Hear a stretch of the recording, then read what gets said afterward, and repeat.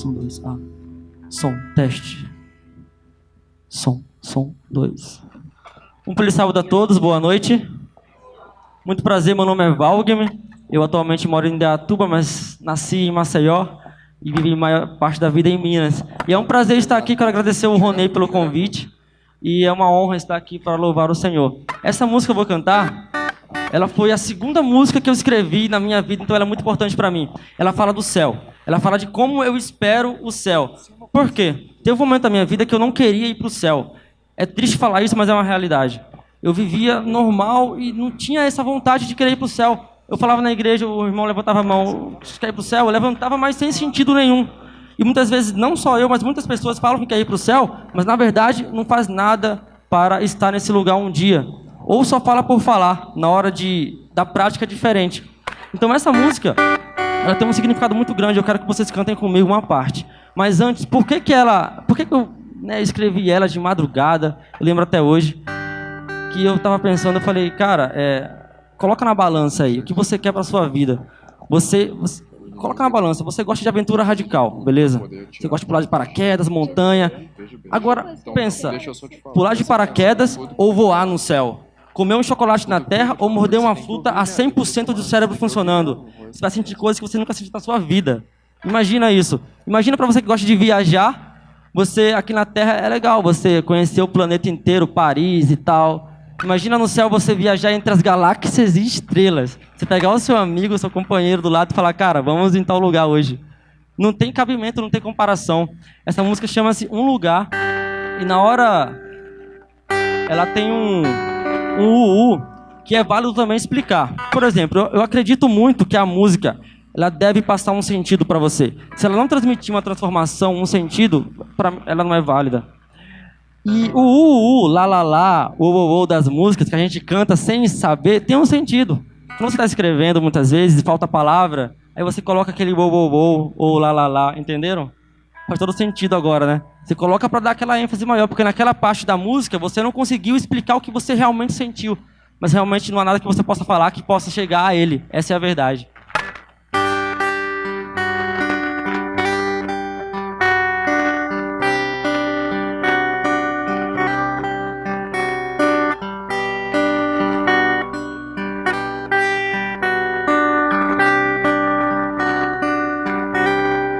Eu quero chegar em um lugar, poder descansar, até voar e viajar entre galáxias e estrelas, me conectar com o Criador, sentir transbordar aquele amor, saber explicar num simples gesto de um olhar. Aí entra vocês agora, os homens assim, ó, nesse tom.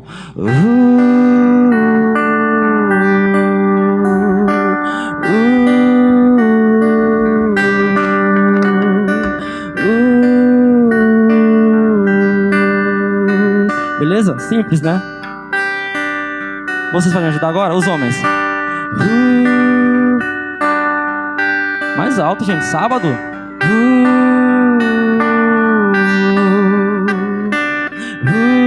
Pode melhorar, eu acho. E as mulheres nesse tom aqui. Lá em cima.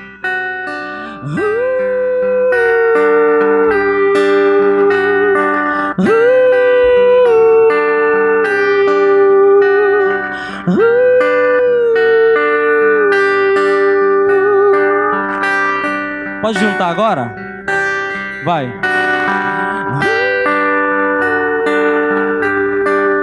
Mais ou menos. Tá lindo.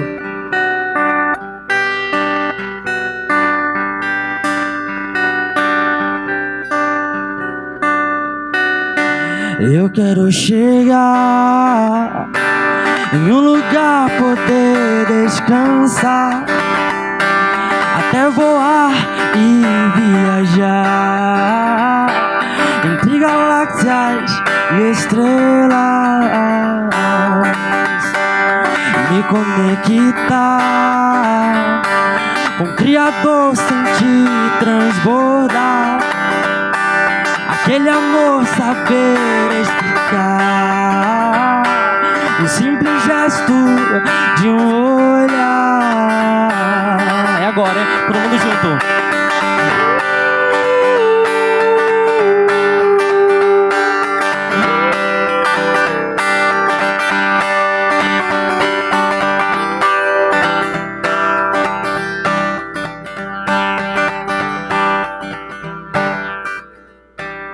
Vou respirar, sentir a grama fresca tocar, o céu azul mensurar na palma da mão. Não vou cansar de te olhar e abraçar, não me importar se o tempo passar, eu só quero estar. De novo.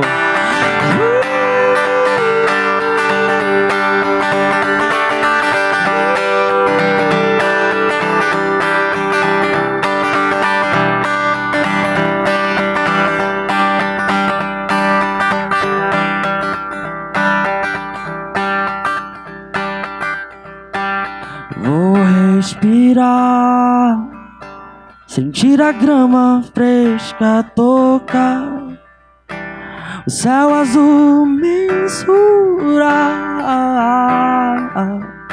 na palma da mão. Não vou cansar de te olhar e abraçar, não me importar se o tempo passar, eu só quero estar, eu só quero estar, eu só quero estar, eu só quero estar, eu só quero estar lá. Oh, oh, oh, oh, oh.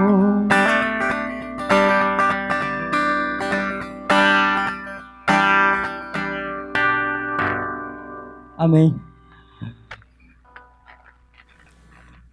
Um certo dia, para os irmãos terem ideia do que vai acontecer aqui amanhã, nós lá na região de Teoflotone, um dia reunimos uns militares lá e fomos fazer também um encontro de militares lá na igreja de Itaubim. Parte da manhã toda a programação com os militares. E os jovens então marcaram um JA. Logo à tarde, no sábado, para fazer algumas perguntas para os militares. Então todos nós ficamos na frente, éramos 10 ou 12 na época, e os jovens começaram a fazer a pergunta, e acredito que amanhã também vai ter, e pode preparar, meu irmão, que vem chumbo. E uma jovem então falou assim: eu quero ser a primeira, e é para você aí, grandão. Eu olhei para o lado e não tinha ninguém mais alto que eu, falei, é eu mesmo, então pode perguntar, irmã. E ela falou assim: se você estiver fardado e armado, e alguém estiver roubando uma outra pessoa, o que você faz na hora?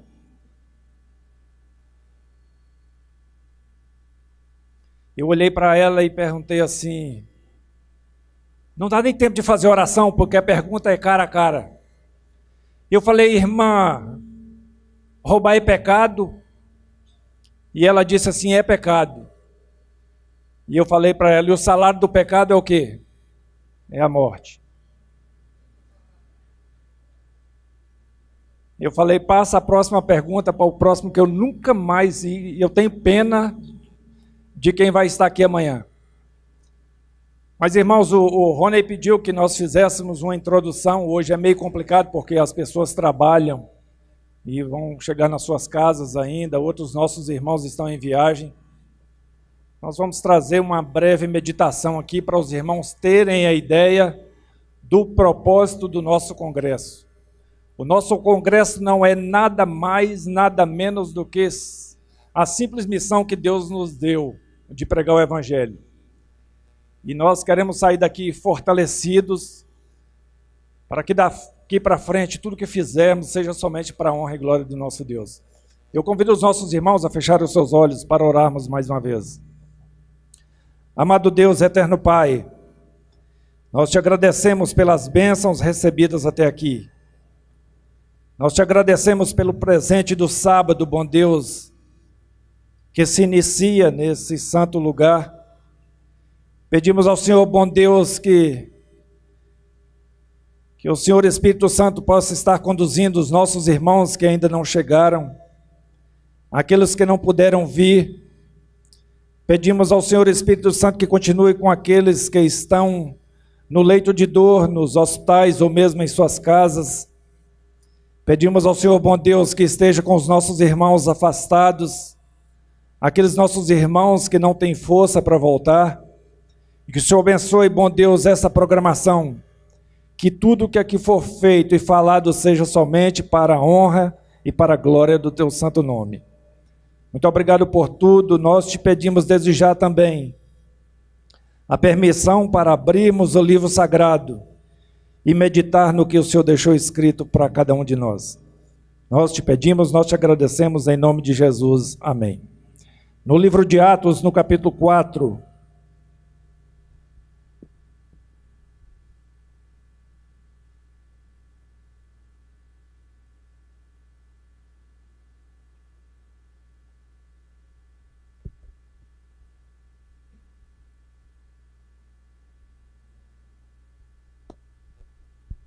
livro de Atos, no capítulo 4, no versículo 13, diz assim: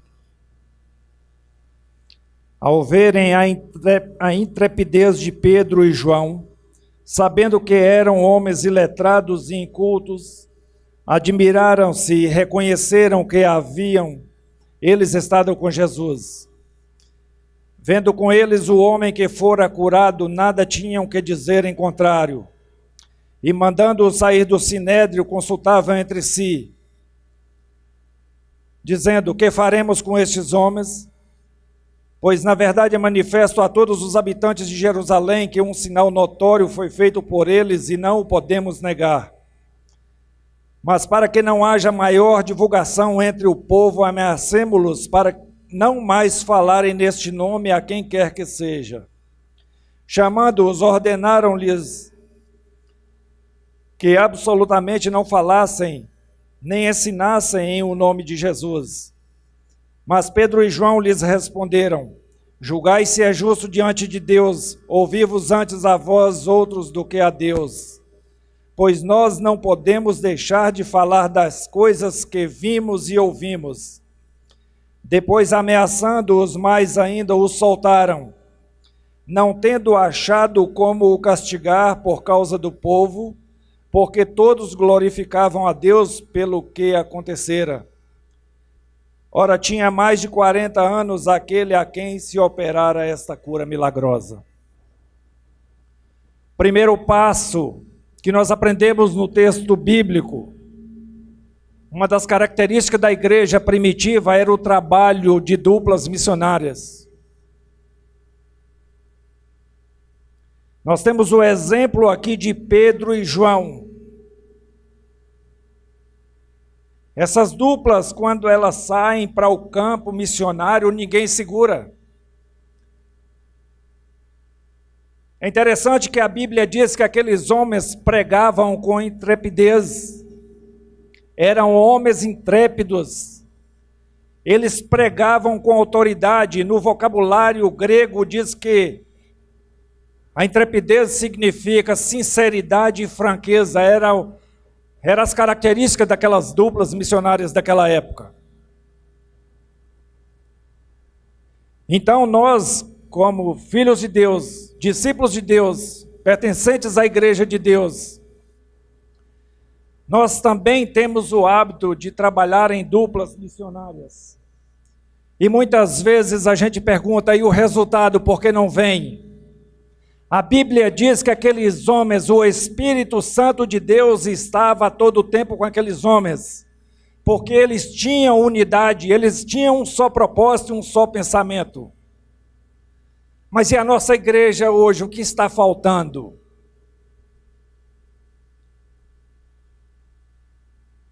Eu peguei um relato do Espírito de Profecia, é assustador. Diz assim: a igreja não é hoje o povo separado e peculiar que foi quando os fogos da perseguição estiveram acesos contra ela. Como o ouro se tornou fusco, como se transformou o ouro finíssimo. Vi que se a igreja tivesse sempre conservado o seu caráter peculiar e santo, o poder do Espírito Santo que fora comunicado aos seus discípulos ainda estaria com ela. Os doentes seriam curados, os demônios seriam repreendidos e expulsos, e ela seria poderosa e um terror para os seus inimigos. Quando eu vejo o texto, e a Bíblia diz que naquela época, da igreja primitiva, o Espírito Santo de Deus estava o tempo todo com os nossos irmãos. O Espírito de Profecia diz que o poder do Espírito Santo que fora comunicado aos discípulos ainda estaria com ela, dá-se a entender que não está mais. Aí eu pergunto, mas por quê? E o próprio Espírito de Profecia nos dá a resposta. Para aqueles nossos irmãos, em especial aqueles nossos irmãos que fazem o trabalho missionário da igreja, que querem a resposta dentro da profecia, diz assim: o grande derramamento do Espírito de Deus, o qual ilumina a terra toda com a sua glória, não ocorrerá sem que tenhamos um povo esclarecido que conheça por experiência o que representa ser cooperador de Deus. Quando tivermos uma consagração completa de todo o coração ao serviço de Cristo, Deus reconhecerá esse fato mediante um derramamento sem medida de seu Espírito. Mas isso não acontecerá enquanto a maior parte dos membros da igreja não forem cooperadores de Deus. Meus queridos irmãos, nós vamos imaginar esse congresso. Se nós que deixamos os nossos lares, a nossa família, os nossos afazeres para vir para esse congresso, e 50% mais um dos nossos irmãos que aqui estão, não saírem com o propósito de pregar o Evangelho, esqueça pela profecia o derramamento do Espírito Santo de Deus. Como igreja não, como pessoa sim, mas como igreja não. A profecia ela vai se cumprir, quer você queira, quer você não. Tudo aquilo que Deus avisou os seus profetas foi para que não pegasse o povo de Deus de surpresa. E a profecia foi feita para mim e para você. Olha o que é triste. Serviço Cristão, página 41. É uma solene declaração que faço à igreja, de que nenhum entre 20 dos nomes que se acham registrados nos livros da igreja está preparado para finalizar sua história terrestre e achar-se-ia tão verdadeiramente sem Deus e sem esperança no mundo como um pecador comum.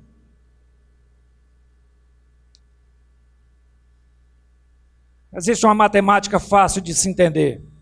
Se você trabalha ou não para Deus,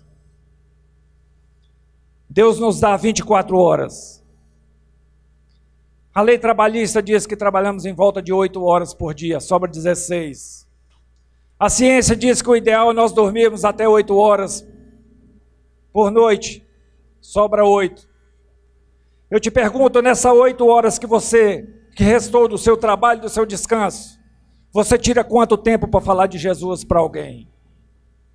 Não precisa responder. É só para você ter ideia de como que é a coisa. Durante a semana que se passa, quanto tempo você tem tirado de falar de Jesus para alguém? Abra sua Bíblia no livro de Mateus, no capítulo 24, e vamos entender um pouco o que Deus quer de mim e de você.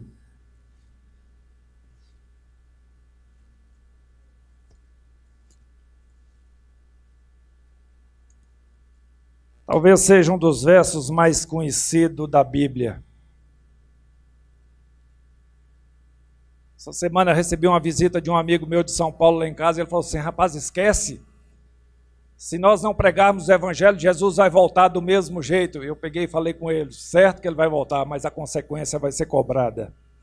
Mateus 24, 14 diz assim: e será pregado esse Evangelho do reino por todo o mundo, para testemunho a todas as nações, então virá o fim. A gente fala que o mundo está ruim, as coisas estão ruins, mas existe uma forma da gente fazer com que esse mundo acabe o mais rápido possível, é quando o mestre voltar nas nuvens dos céus. Nós vamos ler só mais 5 passagens aqui, porque o sábado não é meu nem do Ronei, ele é do Senhor. E eu vou ver se eu termino por volta de meia-noite aqui para irmos para casa, para amanhã cedo estar aqui. No livro de Romanos, no capítulo 10, versículo 13.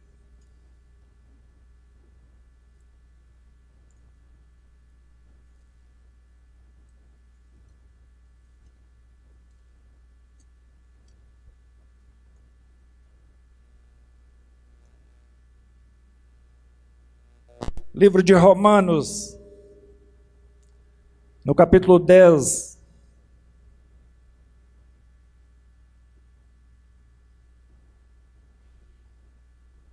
versículo 13, diz assim: porque todo aquele que invocar o nome do Senhor será salvo.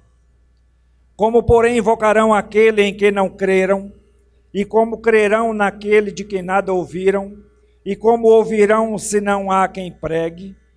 E como pregarão se não forem enviados? Como está escrito, quão formosos são os pés dos que anunciam as coisas boas. Meus irmãos, 5 passagens que nós vamos ler aqui. Se nós colocarmos em prática em nossa vida diária, no próximo encontro para a honra e glória de Deus que fizermos, haverá tantos testemunhos que provavelmente vai ser um feriadão completo, irmão Ronei. No livro de 1 Coríntios, um pouco à frente, no capítulo 1,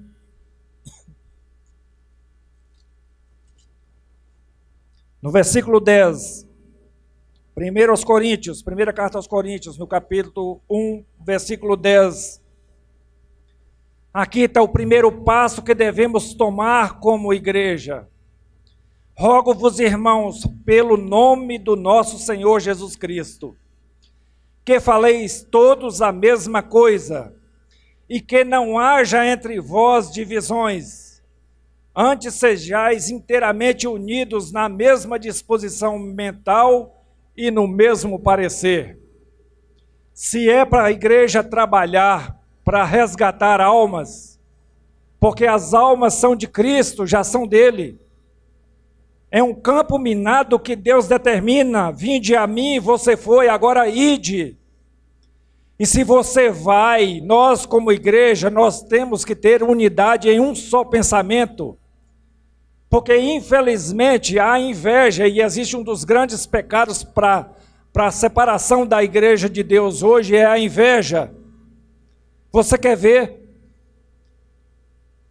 Traga 10 pessoas no tanque batismal e todo mundo vai falar: de quem você queria receber o kit missionário? Do irmão Valentim.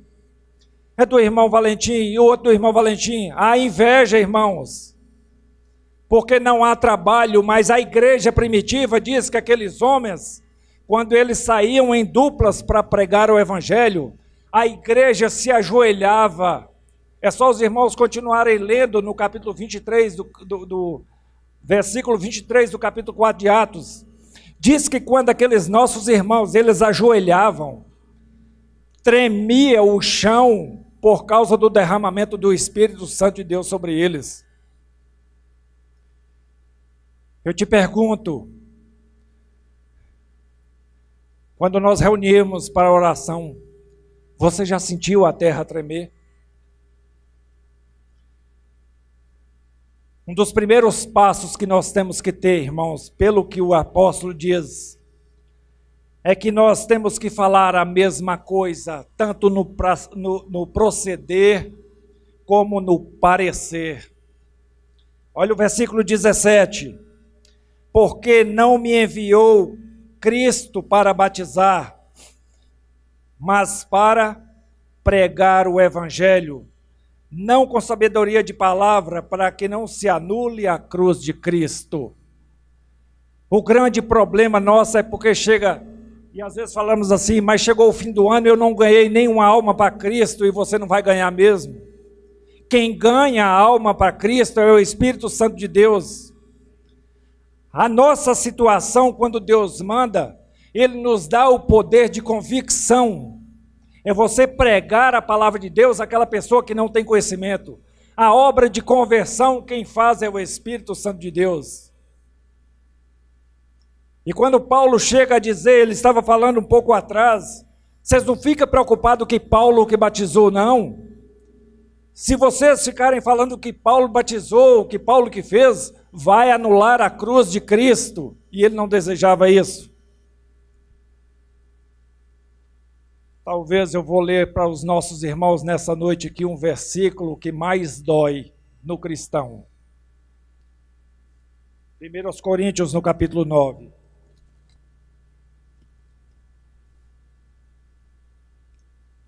Está aqui, meus irmãos. Talvez seja o versículo que mais dói para o cristão. Porque se você até hoje não pregou o evangelho para ninguém ou tem vergonha, saia daqui animado, porque o que Deus vai falar para você agora nesse momento é pesado demais. 1 Coríntios, no capítulo 9, o versículo 16 diz assim: se anuncio o evangelho, não tenho de que me gloriar, pois sobre mim pesa essa obrigação. Por quê? Porque ai de mim se eu não pregar o evangelho. Ai de mim. Aqui tem alguns jovens como eu. Você lembra quando você aprontava alguma coisa aí fora? Que você estava com seu pai e com sua mãe, e ela falava assim: moleque, ai de você na hora que eu chegar em casa. Você sabe o que Deus está falando para você nessa noite aqui? Se você anunciar, pregar, falar de alguém, você não está fazendo mais do que a sua obrigação. Porque ai de você, se você não pregar o evangelho. Aí você fala assim: mas meu irmão, naquela época era fácil, porque Jesus estava ao lado dos discípulos. Naquela época era fácil ser discípulo, porque qualquer problema que tinha era só chamar o mestre para resolver. Eu vou te dar um conselho. O mesmo mestre dos discípulos daquela época é o mestre nós nos dias de hoje. Nós vamos encerrar com mais um versículo. Abra sua Bíblia no capítulo 28 de Mateus e eu vou mostrar para você. Só existe uma forma de Cristo estar com você 24 horas por dia.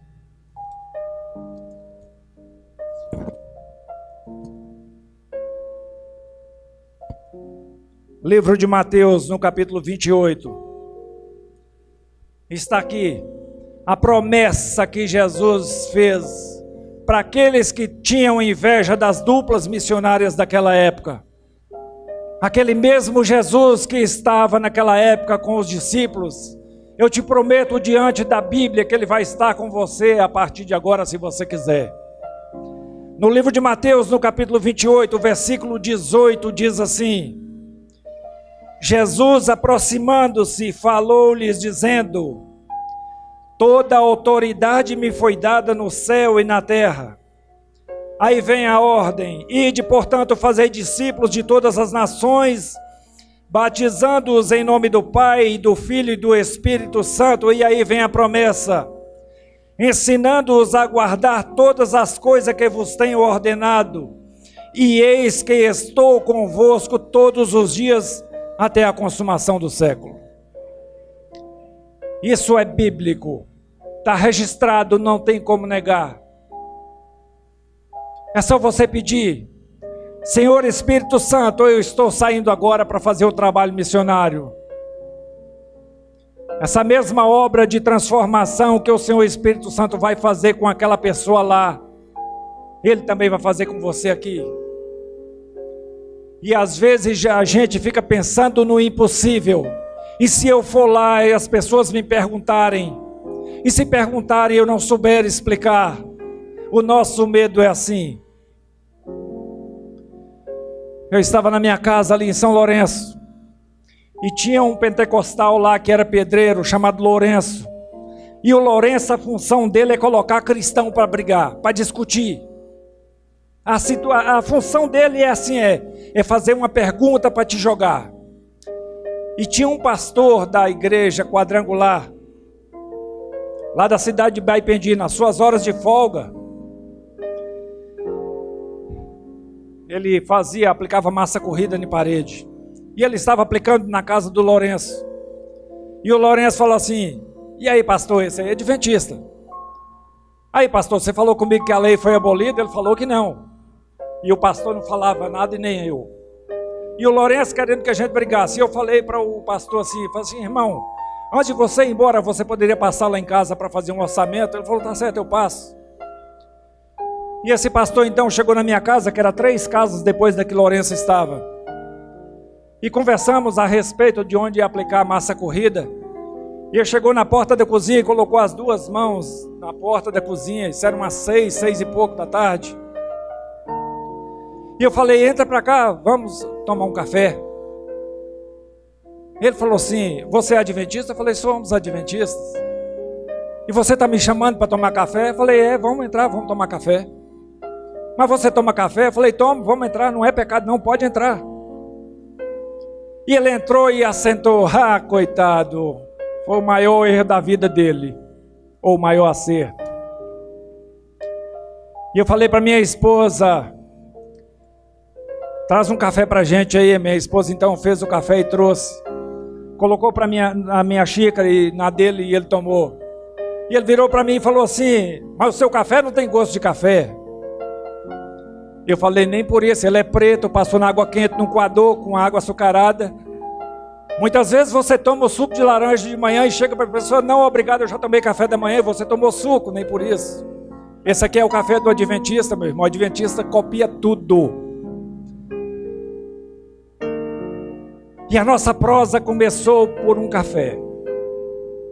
A soja torrada, tipo exportação. Ele nunca tinha tomado coisa tão diferente, mas, segundo ele, tão gostosa. E a nossa prosa, meu irmão, naquela noite, foi até 1h da manhã. Uma conversa simples, até 1h da manhã. Esse nosso irmão saiu lá de casa e levou grande conflito. Ele levou, assim diz o Senhor. Ele levou o DVD e voltou lá em 3 dias depois e começou a fazer a aplicação da massa corrida. E material, e Bíblia, estudo bíblico, e vai, todo dia a mesma coisa. Ele perguntou para mim um dia: irmão, que dia que tem culto na sua igreja? Eu falei: quarta, sábado e domingo. O que eu preciso fazer para ir lá fazer uma visita? Eu falei: é só ir. E ele foi um dia fazer uma visita na igreja numa quarta-feira. Uma semana depois começou uma semana de oração com um pastor meu. pastor meu começou uma semana de oração. Ele foi na terça, foi na quarta e foi na quinta. Na sexta-feira ele foi almoçar lá em casa. E perguntou assim para mim e para o pastor meu: o que eu preciso fazer para ser batizado na sua igreja?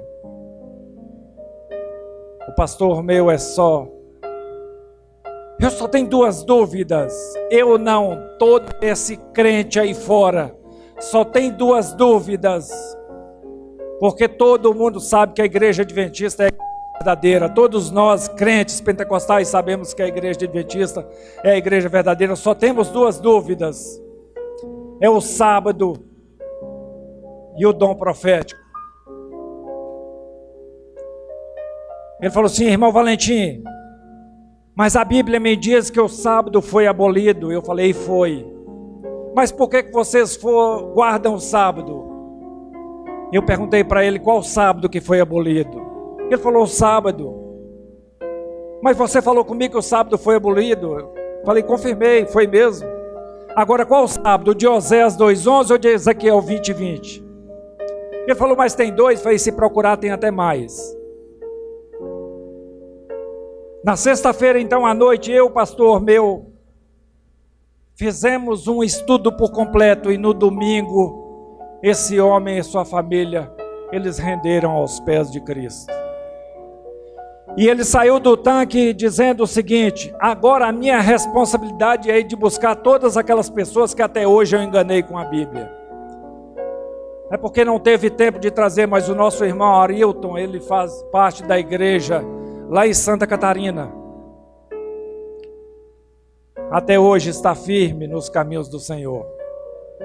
Aquilo que aos nossos olhos parece ser impossível, eu, um simples membro de igreja, dar um estudo bíblico para um pastor, para Deus não tem nada impossível. Apenas, meus irmãos, tome uma posição. Tudo aquilo que você for fazer, seja para a honra e para a glória do nosso Deus. Que Deus nos abençoe em nome de Jesus. Amém. Sabe tudo que o irmão falou? A gente pode até tentar fugir, se esconder. A gente pode até tentar fugir, sair de Deus, da igreja. Mas não há nada que te separe do amor de Cristo. Porque, sabe, você pode consultar quando você chegar em casa no Google, coloca lá. No nosso DNA tem uma assinatura. Assim como um pintor, ele quando pinta um quadro, ele coloca a sua música, ou como um compositor escreve e deixa lá a sua marca, você tem a marca de Deus em você. Então você pode até tentar fugir, sair, uma hora mais cedo ou mais tarde, as coisas irão voltar para o lugar, Deus vai te encontrar e você vai retornar, e vai entender o chamado de Cristo, que é falar de Jesus para todas as pessoas.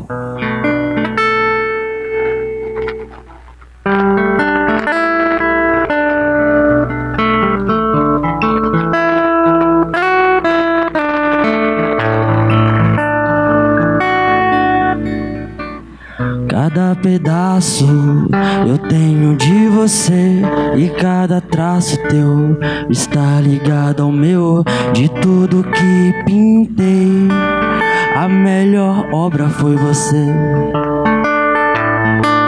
Te acompanhar a crescer, te ajudar em cada passo sem deixar cair. O meu amor te envolveu, mas você que quis sair. Só quero um dia abrir a porta e encontrar você. Pode até tentar fugir, o meu amor vai te encontrar mais cedo ou mais tarde. Enfim, as coisas vão voltar pro lugar. Só lute, não desista, porque lá na cruz eu não desisti de você. Oh,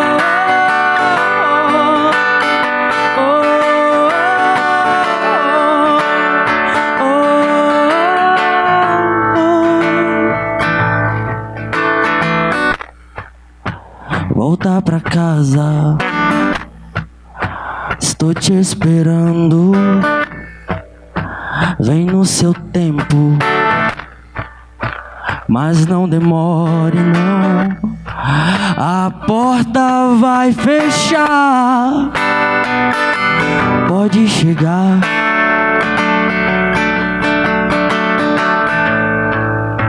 Falta você aqui.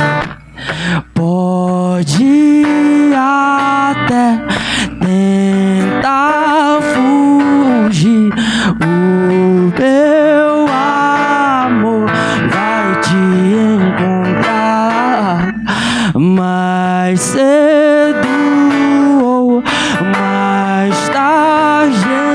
Enfim, as coisas vão voltar pro lugar.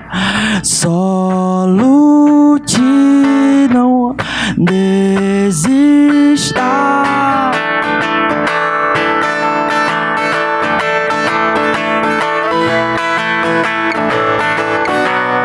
Pode até tentar fugir. O meu amor vai te encontrar mais cedo ou mais tarde. Enfim, as coisas vão voltar pro lugar.